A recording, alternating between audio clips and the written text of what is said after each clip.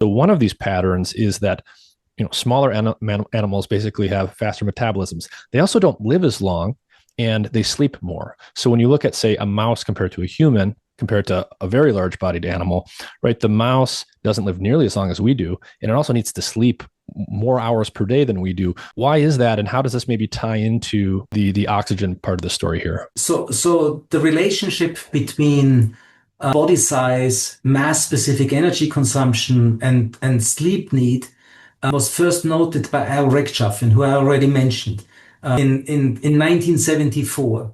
And then it was sort of formalized and I think really nailed in a paper by Van Savage and Jeffrey West of the Santa Fe Institute, which found that there's a power law that underlies this relationship. So if you measure mass-specific oxygen consumption, so oxygen consumption per gram tissue per unit time, and you plot that versus daily sleep amount on a bilogarithmic scale, you get a straight line. Now, if you look at the exponent of that straight line, it's not a multiple of 1/3 as you would expect from sort of classical Euclidean geometry, right? That it's sort of surface to volume ratio that matters. But the exponent is a multiple of 1/4. And West had done a lot of work on sort of scaling laws in various contexts and derived the idea that if you get that you get quarter power scaling based on the geometry of centralized research distribution networks,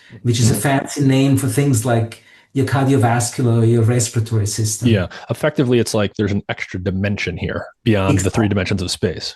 Exactly. Yeah. And it's sort of the fractal dimension of these distribution networks that underpins that quarter power scaling. So, and if you are a smaller mammal, you have a higher capillary density of these distribution networks, and the distribution networks allocate more oxygen to each of your cells per unit time. Yeah. So a mouse can get more oxygen to more cells faster than our bodies can, than a blue whale's can. Than a blue whale can. And that has consequences for our entire organismal physiology. So if you are small, the smaller you are, the faster your heart beats usually, the shorter your life, and sort of tragically, the greater a fraction of your short life you spend asleep. So a mouse or a tree shrew, they sleep 18, 20, 22 hours a day. An elephant can get away with like 3-4 hours of sleep a day. Yeah. So basically, they're in some sense they can use oxygen more readily. You say in the paper, a small animal can burn hotter, and there's certain advantages to this from like an energetic standpoint. But the trade-off is, and you say this explicitly in the paper, the price you pay for being able to burn hotter and have this sort of more efficient distribution of oxygen to your cells is a shorter life, and you spend more of it asleep.